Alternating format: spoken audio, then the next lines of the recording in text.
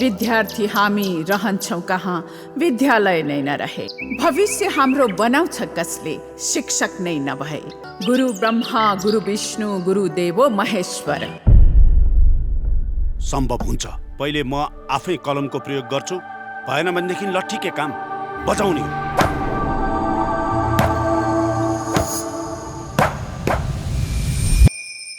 तपाईँ यो विद्यालयको गुरु हो, यसरी हान्ने काम गुरुले होइन गोरुले मात्र गर्छ। मामु अबदेखि म स्कुल नआउने। उहाँ जुन लट्ठीको भाषा बोल्नुहुन्छ नि एकदमै गलत हो।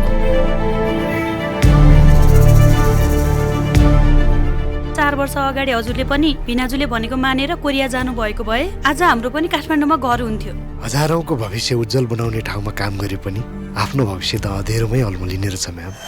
हातमा चक र डस्टर लिएर बच्चाहरूसँग जिन्दगी बिताएर केही काम छैन। तिमीले तिम्रो आमाको दुःख तपस्यालाई बुझ्नुपर्छ। जिमुनाले त ड्रग्स युज गर्दो रहेछ यार। सन्तान जन्माएर मात्र आमा बनिँदैन, शिखरको बाटो अप्ठ्यारो हुन्छ, तर हामीले अप्ठ्यारोसँग जुझ्न सक्नुपर्छ। मैले हार मानेकी छैन, म कोसिस गर्दैछु। तिमी जस्तो ड्रगिस पढ्ने स्कुलमा मेरो छोरो पढाउन सक्छु म? उसलाई तत्कालै विद्यालयबाट निष्कासन गर्नु नै हाम्रो बुद्धिमानी हुनेछ। तिम्रो स्कुल र तिमी पनि कसरी सकिन्छौ हेर्दै जाऊ गुरुआमा। गुरुआमा यो सबै मैले गर्दा भएको।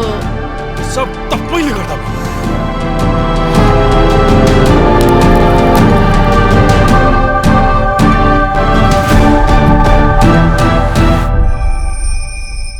जानेलाई है सञ्चय भयो, बाँच्नेलाई पीर माथि झन् पीर।